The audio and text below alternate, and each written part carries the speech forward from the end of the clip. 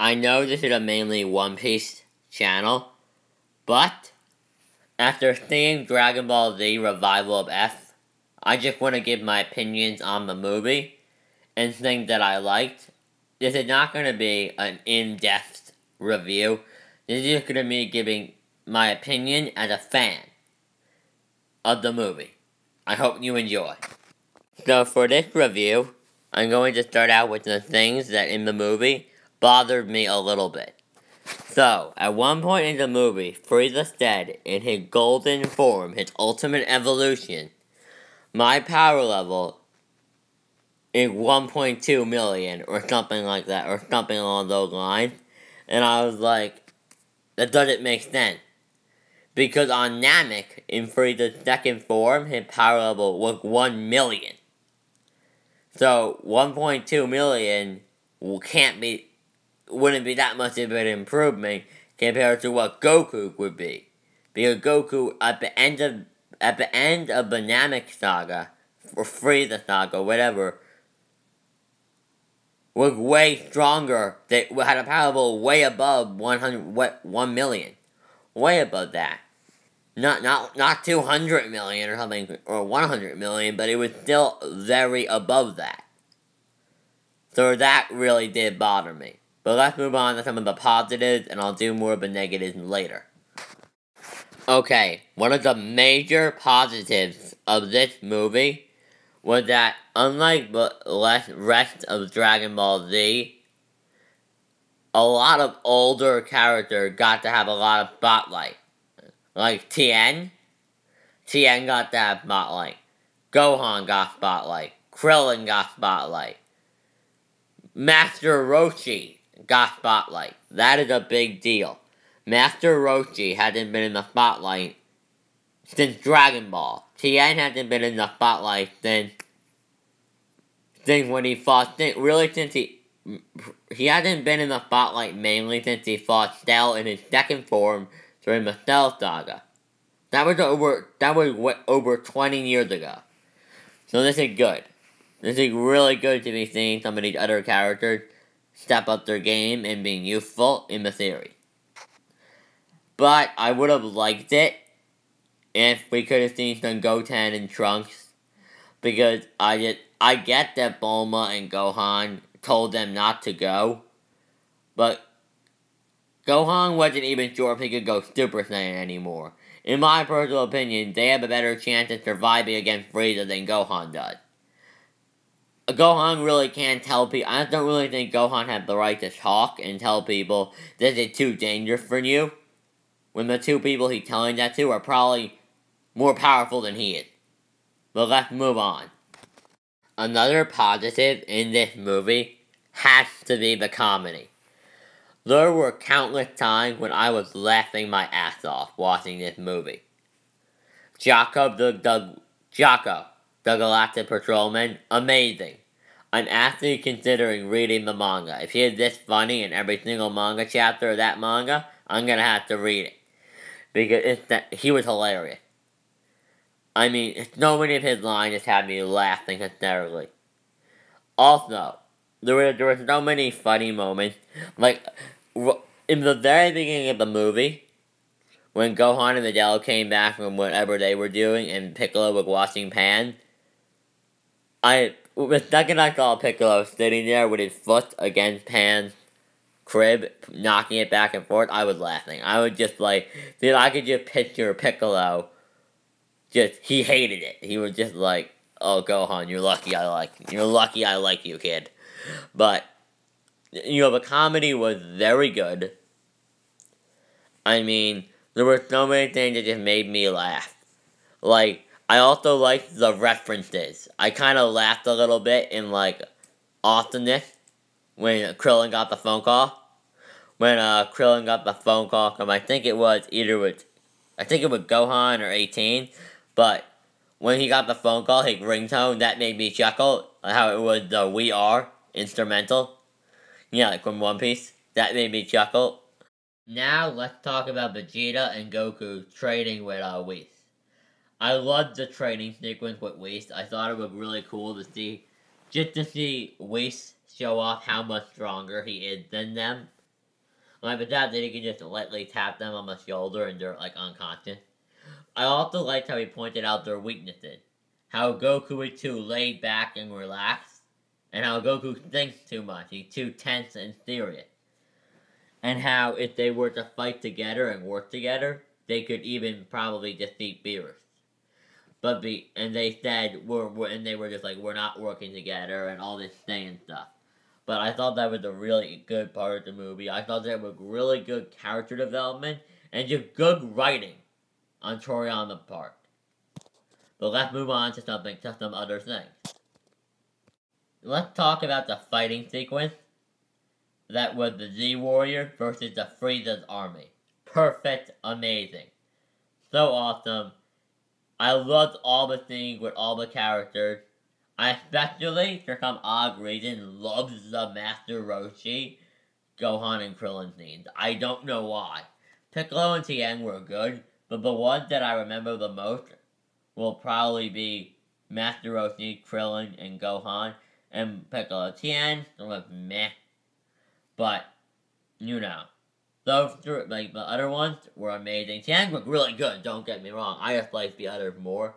Probably because it was interesting seeing Gohan fight and see what he can do, what he can still do. But don't worry, I'll get into Gohan later. Gohan is the whole thing about this movie. It's a gigantic negative, in my opinion. But yeah, so that whole part of the movie, the Z Warrior versus the Frieza army, was nice. I also loved Jaco when he was like shooting his little gun, taking out the Frieza soldiers. I found that hilarious. Now you see, I was fine with Gohan becoming a scholar. It annoyed me, but I was like, if that's what Toriyama wants to do, fine. As long as Gohan doesn't become any more of a loser than he was when he went to high school in the Buu Saga, we're good. Oh my god. I honestly didn't think it could get any worse. It did. It was atrocious. It actually made me upset.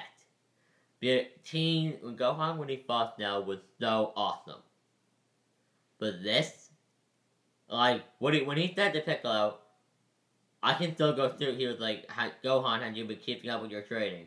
He was like, no, but I can still go Super Saiyan. I hope. I was like, you hope? You have got to be kidding me. If you had lost my ability or weren't confident about Super Saiyan 2 anymore, I would be like, okay, Gohan, you need to get back to training. But not being sure you could go Super Saiyan, it's atrocious. Being one-shotted by Frieza before he even transformed was atrocious. I don't think he would transform when he killed Gohan. That was a load of garbage. And that really annoyed me. I understand what Toriyama is trying to do with the character of Gohan. I understand that he's trying to make Gohan put across a message. Gohan isn't full Saiyan. He's not a fighter. That's not what he wants in life. I get it. But, I mean, really? Really? It's ridiculous. I get that he's a father. He wants to be a better father than Goku ever was. He wants to be there, raise a child, bring in money. I get it, but still. Toriyama, really? Did you really have to make Gohan such a loser in the movies? He really is. He's weak. He's getting weaker. There was a third movie. If Dragon Ball Super continues after Resurrection F, and Gohan had the same kind of power level he did in this movie, in the anime version of the movie, or if there's another movie, either one, if it continued past this and he is the same, I would not be surprised if he became the same version of Yamcha. Also, I did love the part when Tien came up and was like, I didn't bring Chastu and Yamcha because it would be too much for them to handle. I was like, Tien, you're awesome. It's funny that Toriyama and the Z Fighter recognize how useless Yamcha is, and I don't want that to happen to Gohan, to the point when he becomes a joke amongst the fans. But that's what's gonna happen if he keeps on getting weaker. And you know what then? It's kind of pathetic. Frieza said himself, if the son of Goku wanted to, he could kill all of the army at once, easily. He's intentionally not hurting people. Gohan, get off your ass and stop being so sensitive. Really, it's pathetic. Like, I want to see the teenage badass Gohan again. I want to see the guy that wouldn't mind killing somebody. I want to see that guy again. That guy was awesome. But you know what? I've gone on long enough about Gohan. Let's get back to the review of the movie. Next, we'll be talking about the fight between Goku, Vegeta, Frieza, and so on. And, you know, that part of the movie. Because the first half of the movie I've reviewed gave all my thoughts on that stuff. So when Goku and Vegeta arrive, they don't really talk about it. I guess Vegeta just kind of assumes Goku has to be the one to fight first because Frieza obviously wants revenge. So, Goku goes up, and him and Frieza start talking. They talk, you know, it's just Dragon Ball, they're gonna talk. So they talk for like 2 minutes, maybe a little bit less. They talk.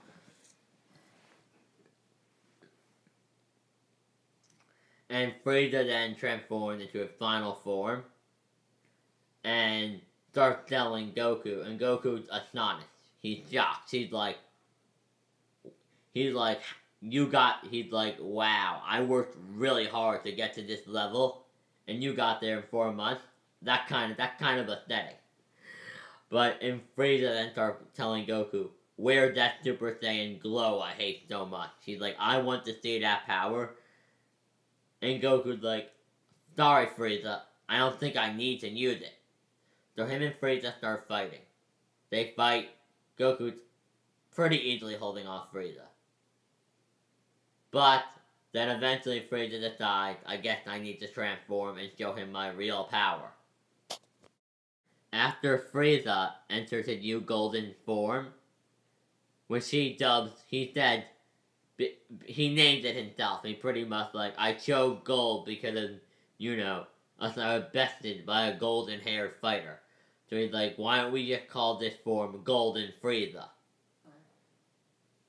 Frieza then proceeds to tell Goku, I know you're holding back, you're going to need to go out too, or something like that.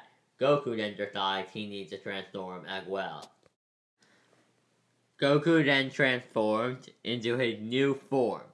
Super Saiyan God, Super Saiyan, yes, that is actually the name. It was never said in the movie, but that is the name we were given. That's even the name they used in Dragon Ball Xenoverse, so I'm assuming that's unfortunately the official name. I know it's horrendous, it's god-awful, it's terrible, but nobody likes the name. You can't like the name. I think maybe Toriyama would have been drinking when he named the form, like he was like drunk, he was a little drunk. But, you know, because I don't think anybody in their right mind would call something Super Saiyan God Super Saiyan. But I understand why it has the name. Because that is literally what it is. From what I understood from the movie. From what Goku was saying.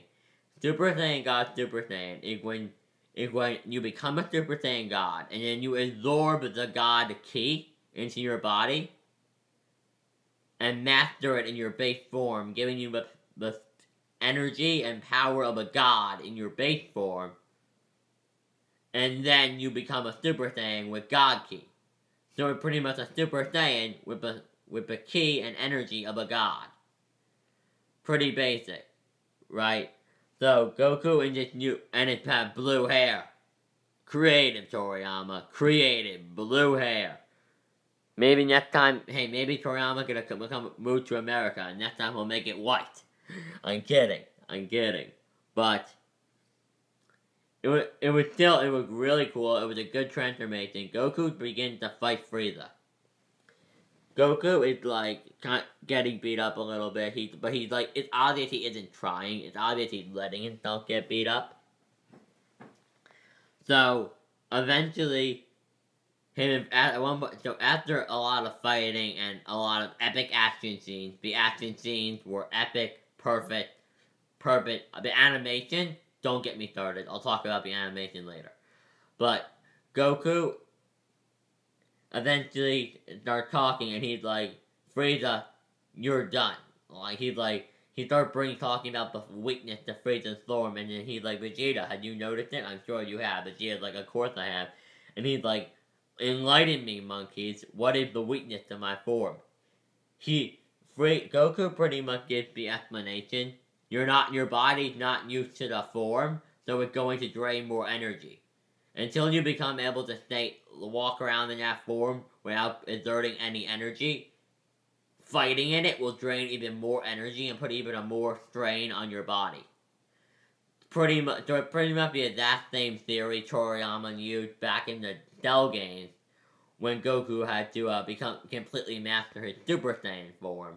By him and Gohan staying in the form for the entire year in the time chamber once Gohan had mastered it, and staying in it for the 7 days before the Cell game. So Goku fights with Frieza for a while, and then Vegeta decides, and he's about to kill Frieza. But then he is shot in the back by, oh god. It's not Tagoma, by Frieza's other henchman. I forgot the guy's name, but one of Frieza's men shoots Goku with a laser beam. They do say it's a common laser beam. If he hadn't let his guard down and been so laid back or lax and overconfident, he would have been able to stop it. But Goku falls to the ground. He's been shot through the heart. He's dying. Sorbet was the one that shot him. Sorbet was his name. But so Frieza said, good job, and then killed Sorbet. I don't honestly know why he felt the need to kill Sorbet. But Vegeta then comes down and, Frieza starts talking. Like, would you like to be, like, a commander in my army? I'll spare you. And Gohan and Frieza just like, no. Vegeta, sorry, is late. Vegeta is just like, no, Frieza, I won't join your army, and attack Frieza. Vegeta just mocks Frieza, and Frieza loses his transformation. He starts freaking the hell out. So he does what he always does. He does what he always does when he's losing a fight. He blows up the planet like a jackass.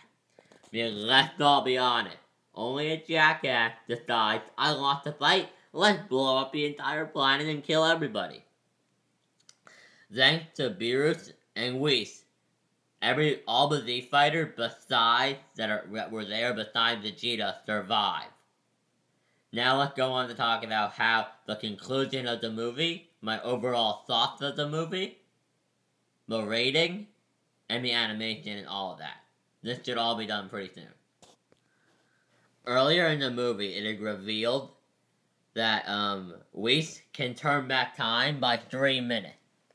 So after, the Z fighters are done freaking out that the whole planet is gone, Whis is like, well, I guess I'll have to turn back time. But Goku, you better stop in this time. Whis turned back time. Literally, this just happened instantly. Whis turns back time. Goku just dashes out, charges a Kamehameha. And as Frieza and Vegeta are fighting, he just charges out, charges a Kamehameha, fires it, and kills Frieza. It's literally that simple. Goku had the power to kill Frieza all along. He just didn't do it. He just blasted Frieza, killing him, and then Vegeta freaks out. All the characters start talking.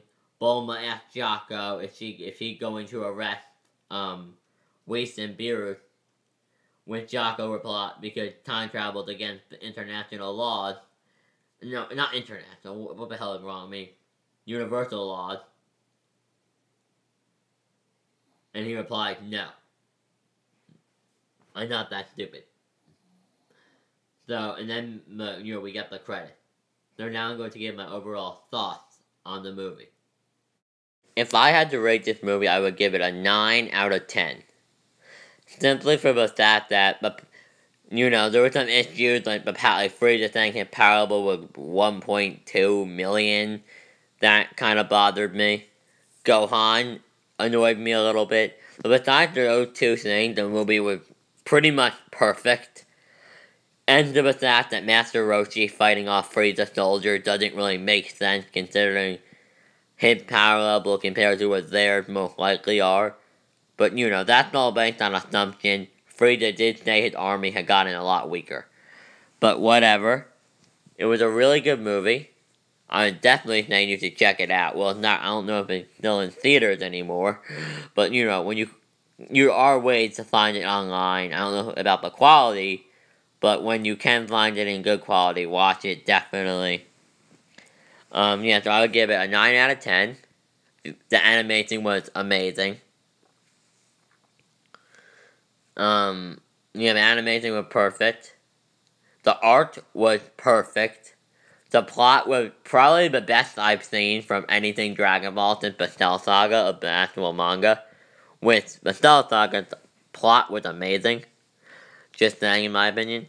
And that's undeniable, actually, that the Cell Saga had a very well thought out plot whether you liked the saga or not. There was nothing in the movie besides the power level thing and Gohan that really bothered me. I would give it a 9 out of 10. And thank you for watching this very long video. I hope you all have a nice day.